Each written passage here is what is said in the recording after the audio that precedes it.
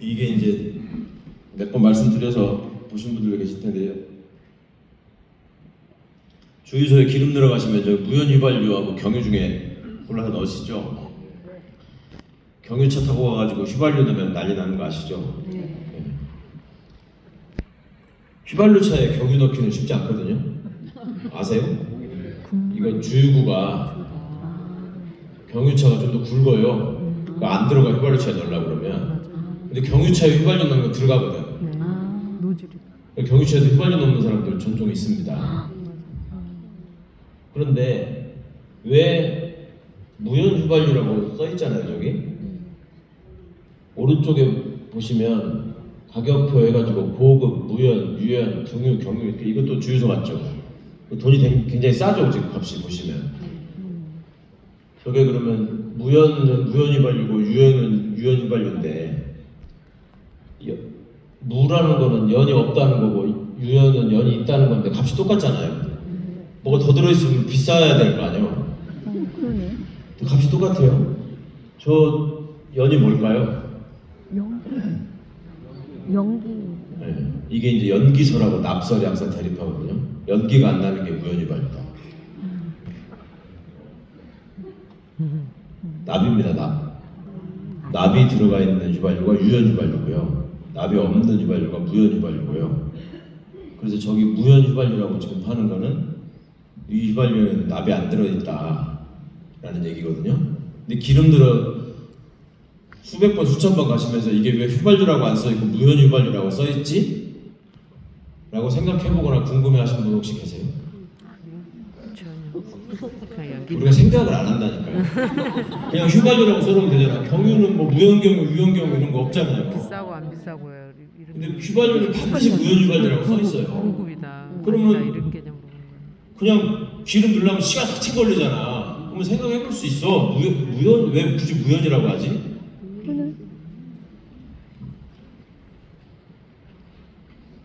유연휘발유가 판매 금지돼 있어요 지금. 이것도 처음 하셨을 거예요. 근데 언제부터 판매 금지가 됐느냐 우리나라에서 1993년부터. 이게 30년이 넘은 일인데 오늘 처음 보시는 분들이 많을 거예요. 전국 어디를 가나 그래요. 판매 금지가 유연휘발유가 왜 판매 금지가 됐을까요?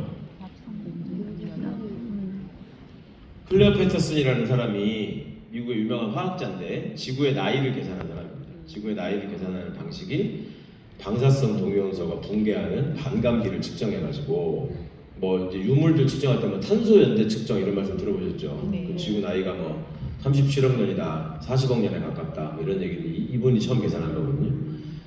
그 공기 중에 있는 그 분자 원자들을 이렇게 분석해가지고 이거를 알아내야겠다 생각을 하고 했는데 자꾸 데이터가 안 맞는 거예요. 보니까 납이 그렇게 많아. 납이 대기 중에 납이 무거운 원소인데 왜 이렇게 납이 많을까 궁금해가지고 옛날에는 어땠을까 해가지고 남극 북극에 만년빙 있는 데 가가지고 이렇게 가늘게 이게 얼음을 쭉 뚫어서 뽑아내가지고 그 얼음 안에 갇혀있는 옛날 공기를 분석을 해봤습니다. 시대별로. 옛날에는 공기에 납이 없었고 1920년부터 20년대 들어오니까 대기 중에 납 성분이 갑자기 확 늘어난다는 걸 발견하게 되거든요.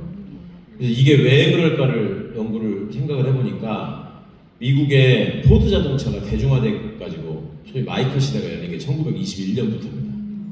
그때 자동차 엔진이 휘발유를 넣고 돌아가는데 이게 휘발유가 노킹 현상이라는 게 있어가지고 그 이렇게 사행적으로 돌아가야 되는데 슉슉슉 돌아가지가 않고 톡톡 이렇게 하는 현상이 있었어요. 이걸 해결하기 위해서 연구를 하는데 한 화학자가 납을 좀 집어넣어 보니까 이게 부드럽게 돌아간다.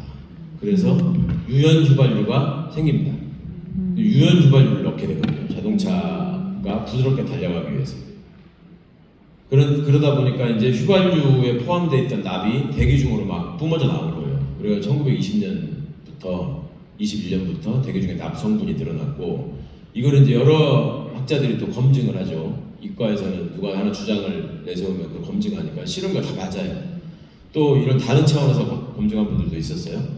대기 중에 납 성분이 인체에 유해한 것인가 이거를 이제 연구해서 또 밝혀냈죠. 생물학자, 화학자, 의학자 이런 사람들이 그리고 어떤 사람들은 또 연구를 해보니까 납이 이 대기 중에 많이 농도가 짙어지기 시작한 1966년부터 1975년 사이에 태어난 사람이 다른 시기에 태어난 사람보다 평균 IQ가 5 내지 10이 낮더라. 낮다.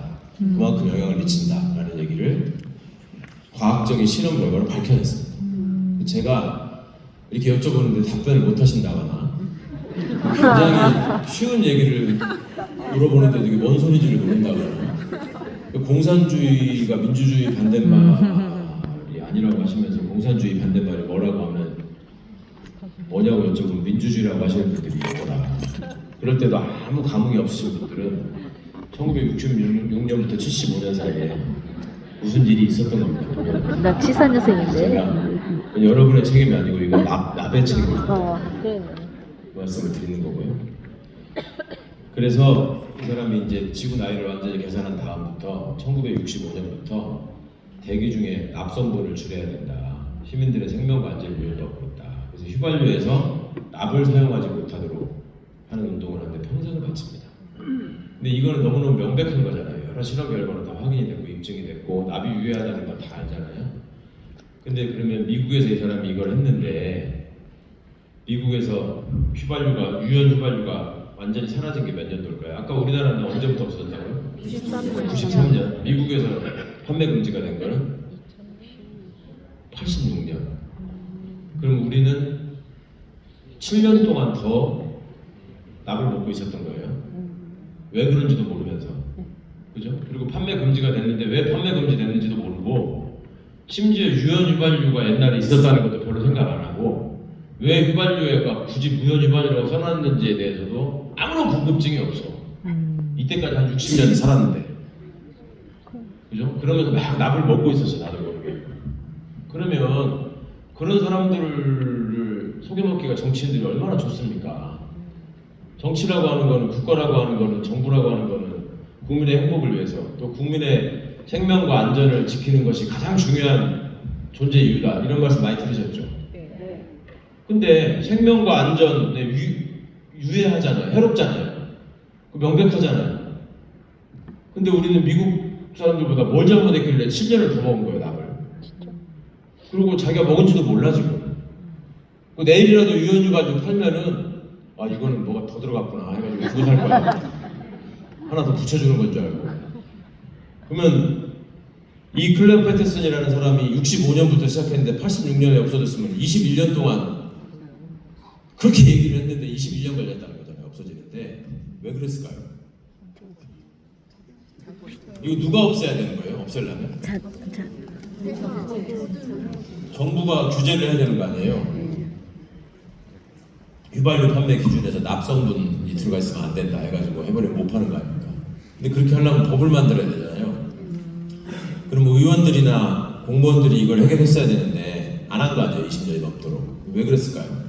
정이 없죠. 아니, 국민의 생명과 안전을 위해서 일한다는 것들이 왜 안 했을까요? 20년이 넘도록. 그러니까 유연 휘발유를 여태 생산하던 정유회사가 돈이 많은데 그거를 다 무연으로 바꿔라. 그럼 돈이 엄청 들 거 아닙니까? 그러면 그 돈 쓰는 것보다 공무원이나 의원들한테 뇌물 매겨가지고 규제 못하게 하는 거 훨씬 싸게 막히는 거 아니에요? 그러니까 안 바꾸지 당연히. 그러면서 왜 그러냐 너네 그러면 자본주의 사회는 원래 비용과 이익을 계산하는 사회 아니냐. 그러니까 지금 이재명 대통령이 말씀하는 게 그거 아니에요.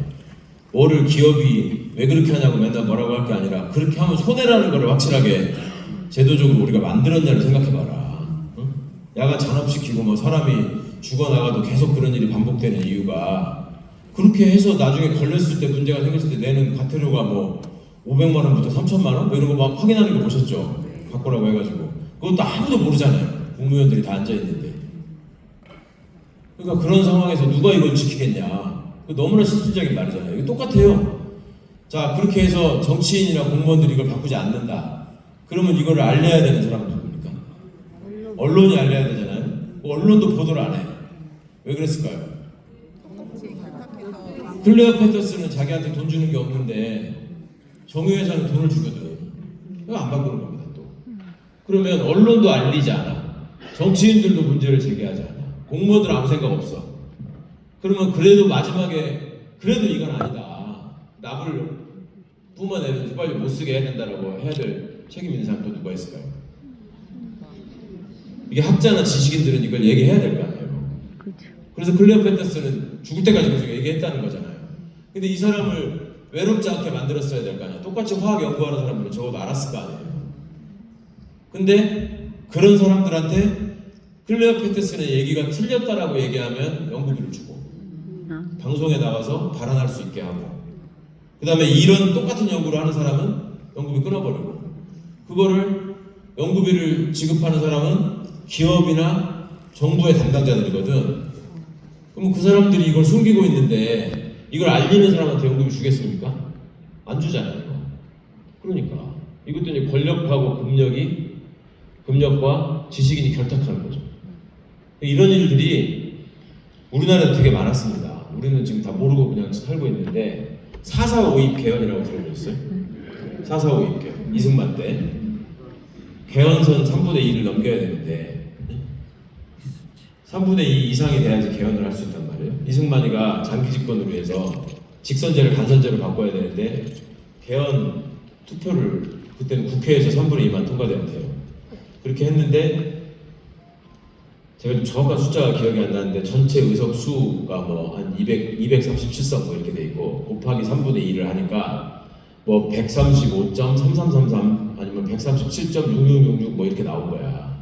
그러니까 그렇게 되면 어떻습니까? 137.3333 이렇게 나오면 개헌을 할 수 있는 숫자는 138명입니까? 137명입니까? 국회의원 찬성 숫자가 137명입니까? 8명입니까? 138명이죠. 근데 이거를 당시 국회에서 137.3333 이렇게 나오니까 당시 국회의장이 이거는 부결됐다, 한 표 차이로 라고 두드리고 국회가 끝났어요. 그러고 나서 이제 이승만한테 끌려간 거예요. 야, 이 자식아, 이걸 부결됐다고 하면 어떡해. 다시 해. 그런데 다시 해가지고 그 다음날 국회를 다시 소집을 해가지고 내가 다시 생각을 해봤는데 137.3333인데 그럼 사람이 3분의 1짜리가 더 있어야 된다는 건데 3분의 1짜리 사람은 없기 때문에 그거는 버리는 거다. 그래서 137명이면 맞다. 그래서 다시 통과된다. 그렇게 한 거예요. 그게 4.4.5입 개헌이에요. 그러니까 사람들이 그때부터 생각하는 사람들이 약간 있었을 거 아니에요. 이거 좀 이상한데? 이게 이렇게 하면 맞는 거예요, 이게? 138명이 돼야지 어떻게 137명이면은 모자라는데 3분의 2 이상이어야 되는데 그게 130.3333이건 1111이건 137이라는 거는 이거보다 부족하잖아요. 이거 아니지 않아? 이렇게 이제 얘기를 한 거예요. 그러니까 민심이 흉흉해졌다고. 그러니까 어떻게 했냐면 대한수학회장이 9시 뉴스에 나와가지고 수학자들이 회의를 했는데 이거 137이 맞다 이렇게 발표를 해요. 왜 그랬을까요? 정치 압력. 사람들 사이에서 이제 그 얘기가 됐을 때 제가 신정원한테 이게 137이 맞아, 8이 맞아? 그러면 신정원이 138이 맞지? 이러는 거야. 그럼 아니 137이 맞다는 대통령이 나는 대통령을 사랑하는데 대통령이 137이 맞다고 국회의장도 국회의원들이 다 모여가지고 그렇게 했다고 했는데 국회의원들이 그렇게 많은 사람이 정운영보다 멍청하겠어? 똑똑한 사람들이 다 그렇게 얘기하면 그게 맞겠지. 그러면 신정훈이 야 인마 생각을 해봐. 이렇게 해서 곱하기로 하면 이렇게 하고 3.3하면 이것이 넘어가야지. 이것이 안 되는데 지금 이게 3분의 2 이상이라는 게 맞아? 그러면 그 다음부터 제가 할 말이 없잖아. 그럴 때 비장의 무기가 있지. 대한수학회장이 그게 맞다는데 신정훈 당신이 지금 대한수학회장보다 수학 잘해? 한번 풀어볼래? 이러면 이제 신정훈이 불안해지기 시작한단 말이에요. 그걸 노린 거예요. 그걸 노린 거예요. 그렇게 하면서 그게 한번 쓱 지나가면 사람들이 생각을 안 한다는 걸 알기 때문에 누가 또 다시 계산해보지 않는다는 걸 알기 때문에 권력을 두려워한다는 걸 알기 때문에 자기가 귀찮아지는 걸 싫어한다는 걸 알기 때문에 그냥 밀어붙이는 거예요. 근데 그때 그 발표한 대한수학회장 그 사람은 그거 몰랐을까요? 그렇게 하면 안 된다는 거? 알았습니다. 알았을까요? 몰랐을까요? 알았습니다. 알았죠. 근데 그러고 나서 얼굴 팔았으니까 뭔가 보상을 해줬을 거 아닙니까? 이번에 해병대 사령관 그 박정훈 대령권 가지고 그 이상한 소리 하는 거 보셨죠? 그 껄쩍지근한 표정으로 앉아가지고 이번에 보니까 그런 뒷구멍으로 받아 챙긴 게 있었잖아요. 너 사령관 더하게 해줄게. 원래 해군과 호텔인데 해병대가 갖게 해줄게. 그렇게 해서 넘어간 거 아닙니까? 그러니까 그런 거를 이렇게 던져주면 먹고 입 다물어. 그럼 그때 그 대한수학회장은 어떻게 되는 거냐? 그 사람 동상이 지금 연대 앞에 있어요.